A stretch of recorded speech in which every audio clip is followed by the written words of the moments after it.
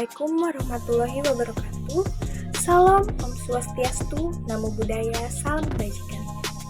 Dalam video kali ini, saya akan membahas mengenai keputusan MK yang memperpanjang masa jabatan KPK menjadi 5 tahun.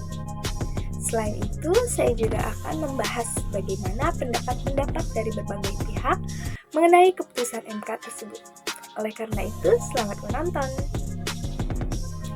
Nah, jadi teman-teman, seperti yang sudah saya katakan di awal, di dunia politik saat ini sedang beredar pemberitaan mengenai keputusan Mahkamah Konstitusi atau MK yang memperpanjang masa jabatan KPK atau Komisi Pemberantasan Korupsi yang awalnya itu menjabat selama 4 tahun diperpanjang menjadi 5 tahun.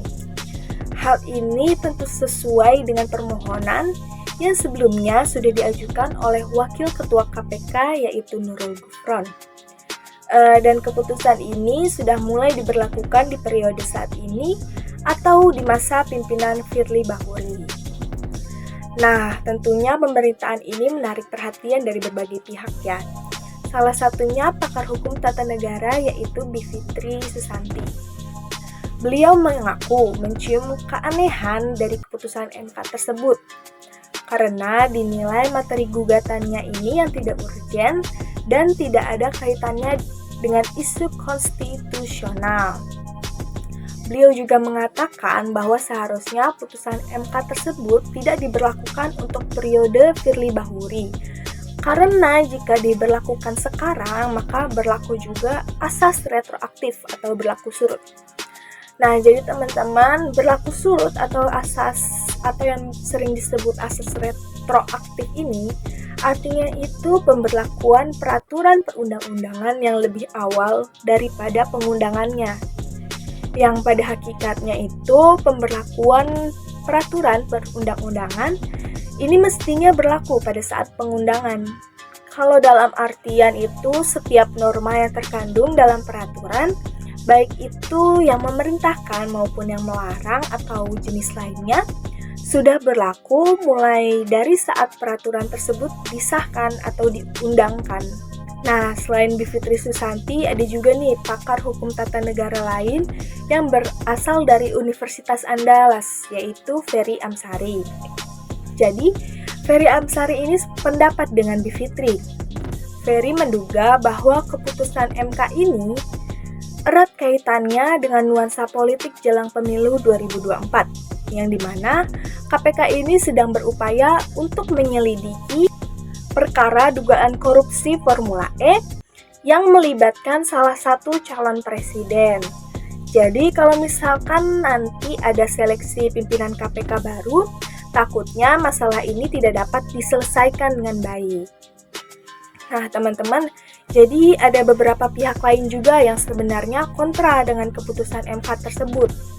Mereka berpendapat bahwa seharusnya MK ini tidak masuk ke ranah tersebut karena hal itu sudah menjadi wilayah dari pembentuk undang-undang, yakni Presiden dan DPR.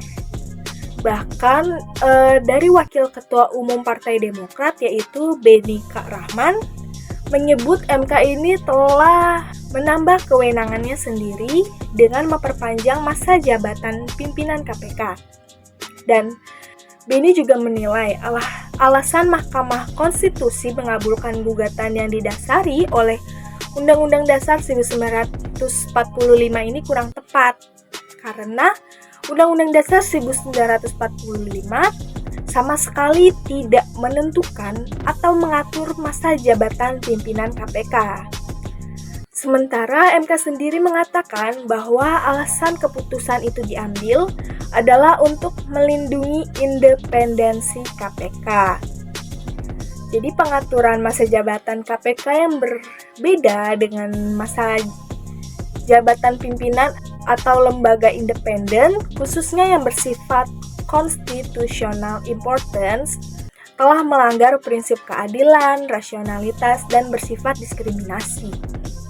Oleh karena itu, menurut MK, masa jabatan pimpinan KPK seharusnya disamakan dengan masa jabatan komisi dan lembaga independen, yakni 5 tahun, sehingga memenuhi prinsip keadilan, persamaan, dan kesetaraan. Nah, yang terakhir ini ada nih pendapat dari Wakil Presiden Republik Indonesia yaitu Bapak Ma'ruf Amin.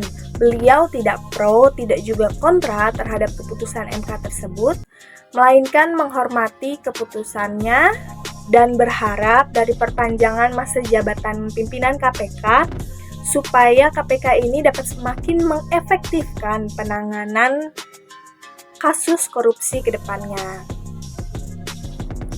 Nah, jadi teman-teman, berdasarkan kasus ini, kalau untuk saya sendiri, saya tidak dapat menilai ya keputusan MK ini dalam memperpanjang masa jabatan pimpinan KPK, apakah itu baik atau buruk. Karena seperti yang sudah dinyatakan oleh beberapa pendapat tadi, bahwa kan MK ini telah melewati kewenangan para pembentuk undang-undang, yaitu Presiden dan DPR. Meskipun begitu, saya juga mengharapkan agar KPK ini dapat lebih maksimal lagi dalam menyelesaikan semua kasus korupsi. Terus Firly Bahuri sendiri juga telah menyatakan ya bahwa ia siap menjalani putusan MK tersebut dan fokus dalam menuntaskan semua kasus yang ada.